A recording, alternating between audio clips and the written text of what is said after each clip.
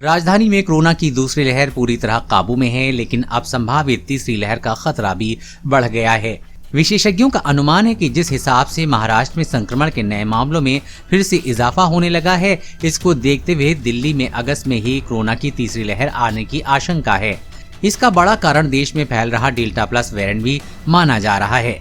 दिल्ली में पिछले एक माह में कोरोना के नए मामलों में लगातार कमी देखी जा रही है, लेकिन इस बीच अन्य राज्यों में मिल रहे कोविड के डेल्टा प्लस वेरिएंट ने चिंता बढ़ा दी है। इस वेरिएंट को केंद्र सरकार ने चिंताजनक स्वरूप के रूप में टैग किया है।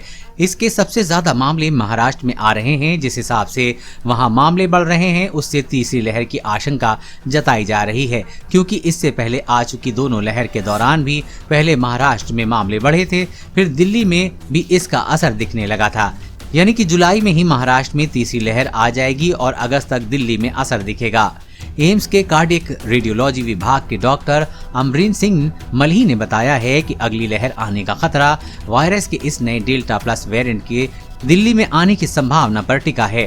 देश के कई राज्यों में अब डेल्टा प्लस वेरिएंट के मामले आ रहे हैं और जिस हिसाब से अनलॉक के बाद लोगों का एक से दूसरे राज्यों में आवागमन हो रहा है, उससे वो नए वेरिएंट के वाहक बन सकते हैं और इसको राजधानी में भी फैला सकते हैं।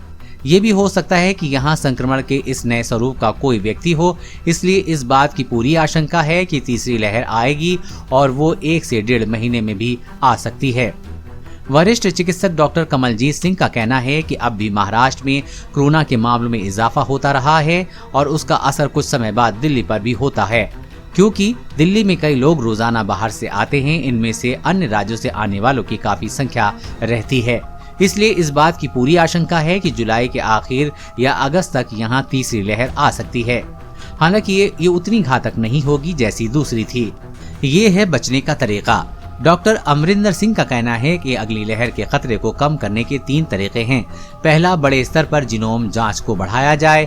इससे वायरस के नए वेरिएंट से संक्रमित व्यक्ति की सही समय पर पहचान हो सकेगी और उस स्ट्रेन वाले क्षेत्रों को कंटेन करके वायरस के प्रसार को रोका जा सकेगा।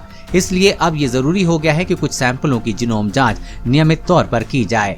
दूसरा और सबसे अहम तरीका ये है कि लोग मास्क, 2 गज की दूरी और बार बार हाथ धोने के नियमों का सख्ती से पालन करें। वो ये समझते कि कोरोना का प्रसार कुछ ही समय के लिए कम हुआ है, ये खत्म नहीं हुआ है, इसलिए बेवजह बाहर न निकलें। तीसरा तरीका ये है कि सभी पात्र लोग जल्द से जल्द टीका लगवा लें। कोरोना वायरस और कोरोना वैक्सीन से जुड़ी हर अपडेट पाने के लिए चैनल को सब्सक्राइब करें।